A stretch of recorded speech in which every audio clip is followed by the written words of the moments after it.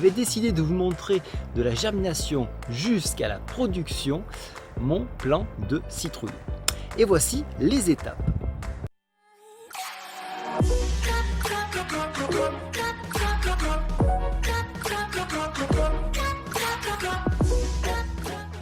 Je ne vous ai pas parlé de ma passion pour les plantes et j'ai un terrarium végétal. Et voici un petit peu ce que je plante. Et je fais pousser également des graines, alors vous les voyez, elles sont ici, et ceci, ce sont des graines de courge, mais des courges géantes. Donc je suis très fier de les voir pousser. Vous avez vu, il y a une troisième qui vient d'arriver ici, et j'attends encore ce pot-là. Et ça continue de pousser, on voit bien surtout cette feuille-là qui est en train de se diviser.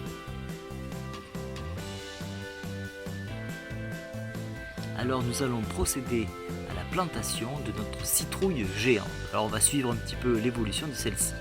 Alors j'ai pris bien sûr une pelle et surtout une grosse grille car j'ai des poules qui seraient bien ravies de la déguster. Alors voilà, donc elle est en cage.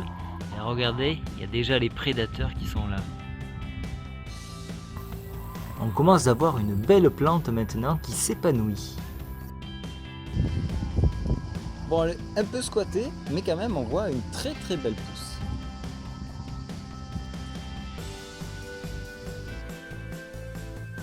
Mes citrouilles géantes avancent bien et déjà je commence à avoir des fleurs. On va s'avancer un petit peu. Voilà, elles sont là. Et pour vous montrer la grosseur des feuilles, voici ma main, voici la feuille. Donc elles sont vraiment énormes.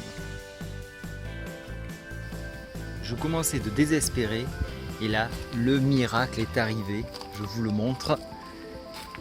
Il est bien caché. Il est ici. Une autre. Une autre. Alors avant de vous parler des fruits, il faut parler de la fleur. Regardez cette fleur ici, c'est un mâle, ici vous le voyez, il y a une longue tige et si on ouvre à l'intérieur ici, et ça c'est très intéressant, vous allez voir qu'il y a un seul pistil. Regardez, il y a un seul pistil avec un moustique tigre. Voilà, un seul pistil. Alors, attendez, je vais mieux le montrer. Voilà, vous voyez, un seul pistil. Et vous allez voir que sur les pieds femelles, alors là c'est l'inverse, vous avez 3 pistils. Voir la fleur et vous allez voir l'intérieur de cette fleur. Donc ici on a bien affaire à une femelle et regardez bien l'intérieur, vous avez 3 pistils. Donc on est bien en présence d'une femelle et donc elle va donner un fruit. C'est comme cela qu'on reconnaît si on va avoir un fruit ou pas. Alors j'ai eu en fait plein de fruits qui sont apparus. Regardez celui-ci. Ah, regardez qu'est-ce qu'il y a juste dessus. Est-ce que vous le voyez? Ici. Alors grosse déception, mon premier fruit vient de couler. Et voilà ce qui reste de mon fruit. Mais heureusement, nous sommes sauvés. Il reste encore des solution ici puisque là c'est en train de pousser comme vous pouvez voir et mieux, et c'est ma plus avancée, elle est ici, regardez comme elle est belle. Alors vive Halloween, hein, c'est dans 2 mois et j'espère qu'elle sera prête. Le temps passe et ça continue de pousser et comme vous pouvez le voir, la plante également pousse et étend ses ramifications. Vous voyez, on a une montée ici d'une seconde branche et on voit ces fruits qui tiennent vraiment à lévitation ici. Donc on espère que ça tienne, mais ça risque d'être difficile. Ça s'est même accroché dans le rosier où là aussi on peut voir un fruit qui pousse. Donc j'en suis à 8 exactement et comme vous pouvez le voir, je les ai protégés des poules par la cage. Le drame, je viens de perdre une citrouille. De 8, je passe à 7. Mais rassurez-vous, il en reste quelques-unes quand même, des très belles.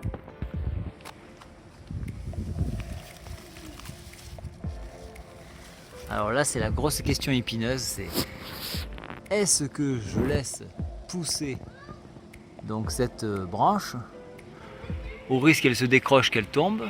J'ai fait la triste expérience lorsque celle qui était ici s'est décrochée de la soulager pour mettre quelque chose dessous de façon à ce qu'elle soit pas en adhérence avec la terre, et malheureusement c'est tellement fragile que donc la partie qui la tient s'est détachée.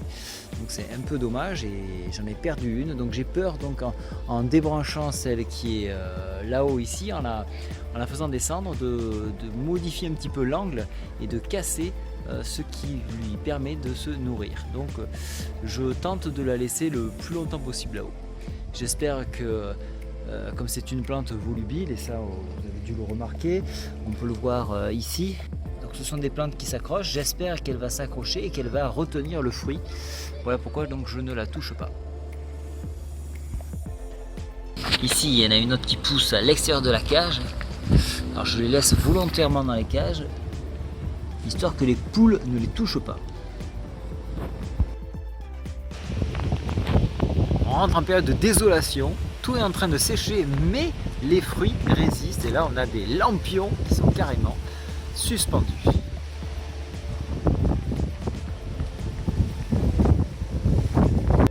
Mais c'est que ça commence de pousser tout ça.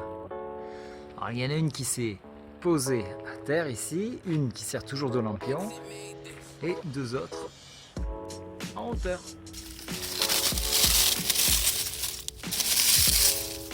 Alors on est loin des 20, 30, voire 40 kilos. On est plutôt aux alentours de 5 kilos ici. Et la saison arrive à son terme et donc on aura des jolis fruits, mais pas les énormes fruits que j'escomptais. Mais c'est quoi cette arnaque?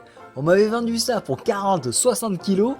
Et voilà, vendu, donné, puisque je suis parti à base de graines. Et en fait, je me retrouve avec moins de 2,4 kg. Ce sont des potimarrons et pas des citrouilles géantes. Alors pour que ce soit clair, voici la photo de potimarron, donc c'est ceux que j'ai. Et maintenant, voici la photo, ou des photos, pour que vous fassiez bien une idée, d'une citrouille géante. Et bien moi je veux ça la prochaine fois, je veux ça. Alors maintenant que nous avons notre matière première, nous allons pouvoir passer en cuisine et je vous invite sur la partie 2 de cette vidéo. Allez, à très bientôt!